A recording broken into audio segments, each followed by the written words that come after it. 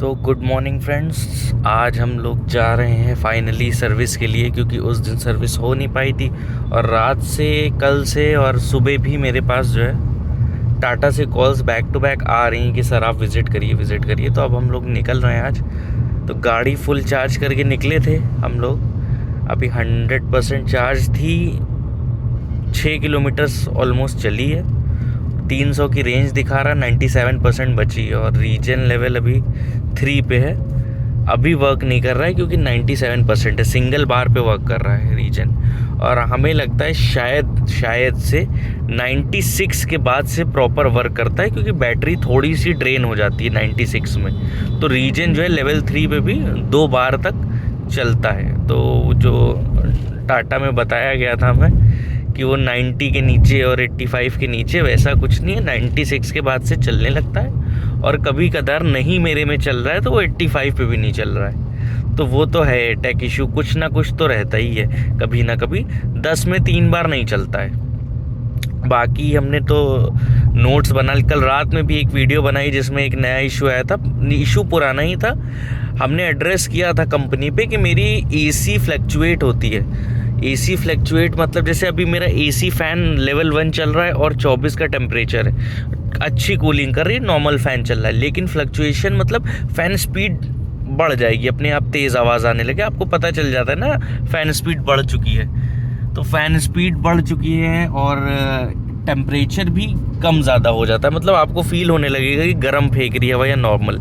और कल ऐसा हुआ रात में, हमने जो वीडियो बनाई है, जो पोस्ट कर दी बना के, उसमें तो ब्लोवर चलने लगा था। ब्लोवर मतलब गर्म हवा फेंकने लगा था।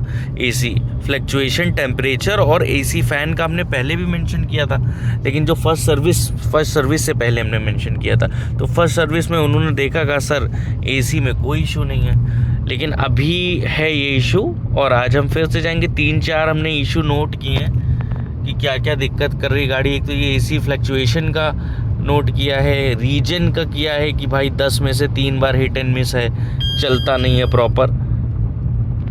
और एक और चीज़ है जो सबसे बड़ी मेजर हमें लग रही है, जो हम शुरू से कह रहे हैं उन लोग से चेक करने के लिए, जो कि है कि बैटरी ड्रॉप का, जो 30% का बैटरी ड्रॉप मेरी गाड़ी में आया था फर्स्ट सर्विस के बाद। तो 4-5 हमने जो है नोट्स बना लिए कि क्या क्या इश्यूज़ हैं।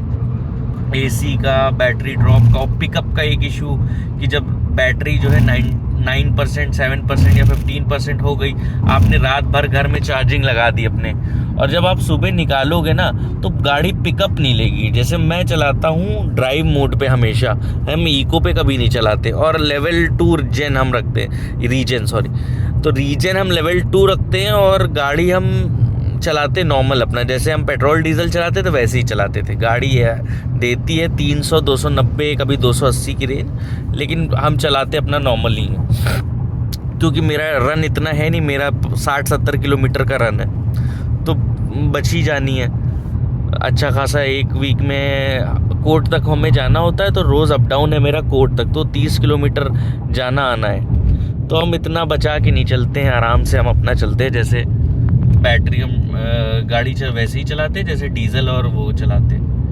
तो हमें रेंज से कोई इशू नहीं, गाड़ी में कोई इशू नहीं है, सब सही है। लेकिन जो छोटे छोटे हैं, कल एसी वेंट का भी, एसी में काफ़ी है, एसी में कुछ तो इशू है। एक एसी सर्कुलेशन वाला जो हमने कल की वीडियो में डाला था कि एक नॉइस आती है जब आप सर्कुलेशन चेंज करो, फेस पे करो या सामने करो, तो जब वो चेंज करो तो कुछ गिरने की आवाज़ आती है। वो जो भी है नॉब टच करता है या जो भी उनका है, वो तो है, वो इशू है। बैटरी ड्रॉप का है। अब आज हम जल्दी जा रहे हैं, कॉल भी उन्होंने कहा था कि सर पहले ही आप कर दीजिएगा ताकि जो है आज आपका हो जाए। तो देखते हैं, अब आज जाते हैं, इसके बाद जो है वापस सर्विस सेंटर होते हैं, कोर्ट जाएंगे।